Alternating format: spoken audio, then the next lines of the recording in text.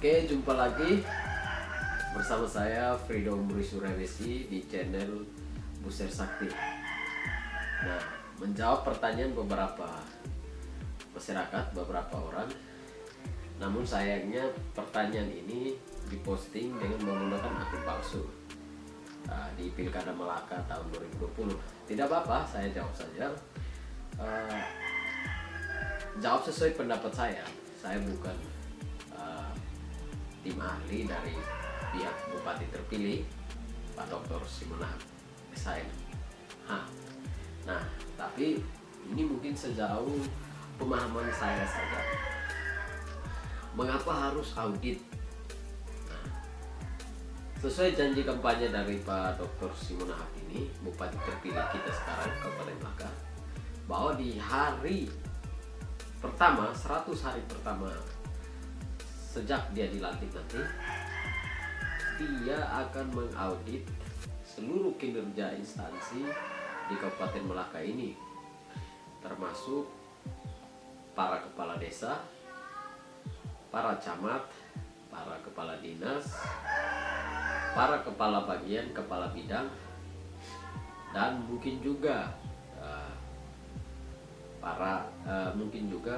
para kepala sekolah ya, kepala sekolah, dan juga mungkin mantan bupati.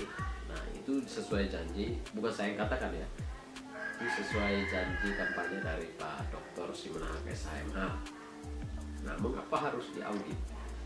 Nah, ini postingan dari Pak Revo Pak Nahak, akun palsu ya. Dia mengatakan kenapa fokus di audit. Nah, kenapa harus fokus di audit dan konsep yang lain atau program yang lain tidak fokus. Bukan tidak fokus ke program yang lain, namun sesuai janji kampanye dari Pak Dr. Simonang ini, bahwa 100 hari pertama sejak dia dilantik, dia akan mengaudit seluruh kinerja OPD dari kepala sekolah, kepala desa, dan kepala-kepala yang lainnya. Mungkin audit keuangan, audit kinerja, dan lain-lain. Nah, alasannya cukup sederhana, bahwa sebelum dia menjabat atau menduduki kursi pimpinan, minimal kursi itu harus bersih dalam tanda kutip.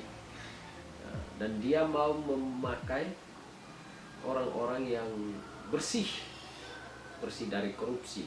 Nah, sehingga konsep yang dia canangkan, yang dia programkan nanti bisa terlaksana dan sampai ke masyarakat. Artinya masyarakat bisa menikmati program yang akan beliau buatkan nanti. Misalnya gaji fukun, lalu ketahanan pangan ya, dalam hal ini memperdayakan seluruh petani, pengairan. Kalau berbicara petani berarti berbicara pengairan, air yang cukup gitu. Nah, semua program itu harus dilaksanakan jika sebelumnya harus diaudit juga. Nah, audit ini misalnya ya, saya beri contoh, misalnya kepala dinas ini contoh, selama kinerjanya beberapa tahun belakang, misalnya menyimpang sedikit, tidak sesuai, ya diaudit lalu ya kalau mengarah ke tindak pidana korupsi, ya diproses sesuai hukum yang berlaku. Nah, audit ini, kalau inti logikanya begini saja, hal sederhana. Kalau tidak melakukan kesalahan, tidak melakukan korupsi, ngapain takut diaudit kan? Nah, Anda mengelola uang rakyat, Anda mengelola kebijakan. Kalau selama ini kebijakan yang Anda ambil itu sesuai dengan prosedur yang ada, ngapain takut? Nah, kalau takut, ya patut dipertanyakan juga alasannya apa Anda takut. Nah, Bupati terpilih Pak Dr. Simonang ini orang bersih. Kenapa saya katakan bersih? Ya, beliau belum melakukan apa-apa, artinya beliau belum bekerja juga ya masih bersih dia. Dan memang saya yakin pribadinya bersih, orangnya bersih.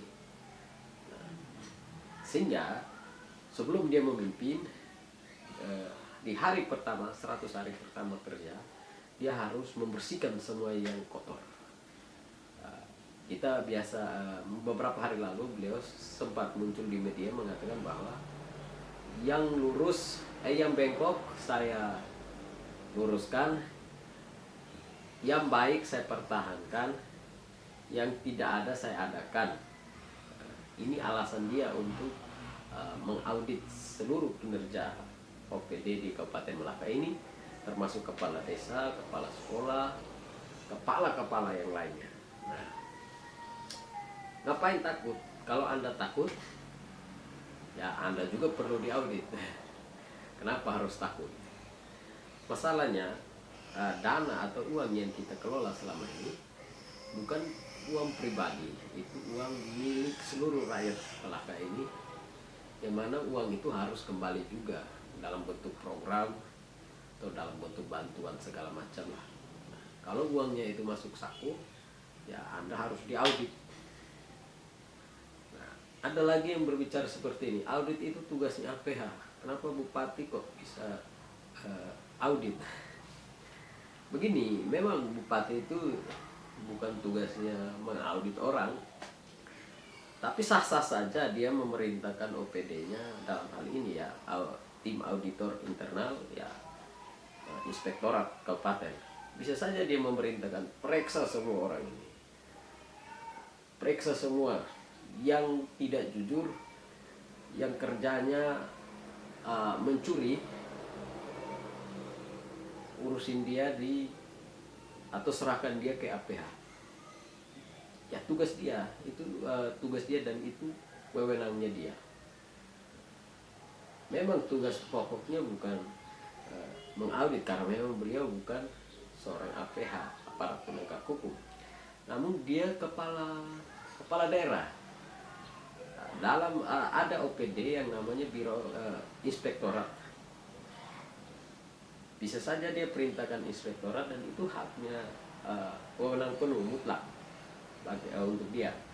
Perintahkan periksa semua pimpinan yang ada di sini, kepala desa, kepala sekolah, kepala-kepala yang lainnya, dari kepala yang kecil hingga kepala yang paling besar. Nah,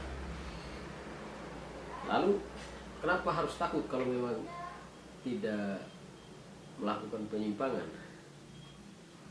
Kalau memang bersih, ya sudah, diaudit. Kalau memang tidak ada apa-apa, yakin saja pasti memang tidak ditemukan apa-apa. Tapi kalau misalnya ada bolong sedikit, hati-hati. Nah, jadi misalnya kalau ketahuan orang seperti itu, memang tidak akan dipakai dalam pemerintahan Bapak Simonahar bersama Bapak Luis Mukitauhin, karena yang diharapkan Pak Simon ini adalah orang yang bekerja jujur, berkualitas, dan mampu. Apakah Anda salah satunya? Tunggu nanti di 100 hari pertama setelah pelantikan. Nah, oke, mungkin hanya ini saja. Selanjutnya nanti ketemu saya lagi di video-video berikutnya. Satu pesan saya, jangan takut. Kalau tidak mencuri, jangan takut. Nah, bukan berarti saya menuduh Anda mencuri. Kita semua manusia yang lemah, tapi jangan jadikan itu alasan untuk membuat kecurangan atau membuat kejahatan. Kita semua lemah, tapi kita juga bisa kuat. Oke, sampai jumpa. Salam waras semua, salam sehat.